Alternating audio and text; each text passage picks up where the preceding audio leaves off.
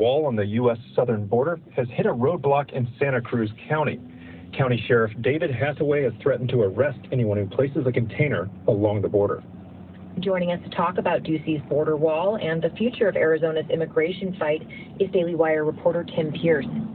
So, Tim, what is Ducey doing down at the border? Well, he'd tell you that he's trying to do the job that the Biden administration isn't. Ducey started filling gaps in the border wall in August with empty shipping containers set next to each other and stacked too high. He's hit a snag in Santa Cruz County, which borders Mexico just below Tucson, because its sheriff is threatening to arrest anyone who places shipping containers along the border. Sheriff Hathaway says that the land underneath belongs to the federal government, and that Ducey's wall project is the same as leaving trash or litter. The sheriff said he will arrest anyone placing containers and charge them with illegal dumping. But the sheriff of nearby Cochise County supports the shipping container wall.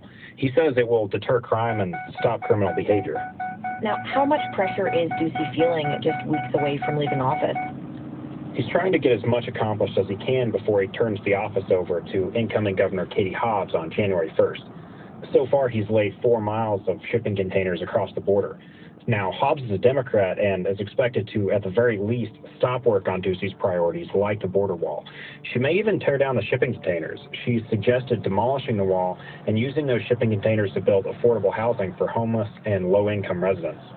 Now, what is the status at the border lately? It's getting worse, and pretty much everyone is expecting the situation to get a lot worse in a few weeks. A federal court recently struck down Title 42, a health policy that has functionally been one of the best tools of border agents to stop people from entering the country. Department of Homeland Security officials are estimating that potentially thousands more migrants could begin crossing the border daily if the policy is officially ended.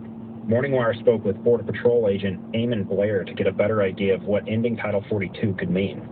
It's going to set the stage for the completion of Biden's plan to have a complete open border in one long Ellis Island.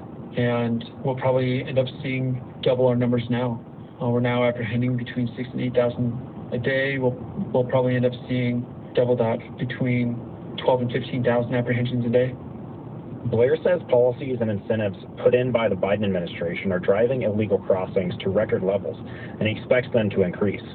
It's the nullification of all immigration law that is leading them here. It is the incentives that we give to these illegal aliens, these government programs that they're able to get once they're here. The incentives of all the benefits of a United States citizen without all the responsibilities is what's driving these people into the U.S. Now, does the federal government have the resources to deal with that surge should it come? Homeland Security Secretary Alejandro Mayorkas claims he does, but there's good reason to be doubtful. DHS has drafted U.S. air marshals who run security on commercial flights to take up stations at the border indefinitely because the Border Patrol is low on manpower. According to reports, that order has caused its own backlash, with multiple air marshals likely to rebel against it because they believe it creates an unacceptable security risk for commercial flights. Now, what has President Biden been doing lately on this issue? Yeah, he's downplayed the seriousness of the situation at the border. In response to a reporter's question, he said he has more important things to do than go to the border during a recent trip to Arizona. Here's that exchange. Why go to a border state and not visit the border? Because there's a more important thing going on. They're going to invest billions of dollars in a new enterprise. Well, a lot of people in the border states are hoping for some action soon. Tim, thanks for reporting. Thanks for having me. That was Daily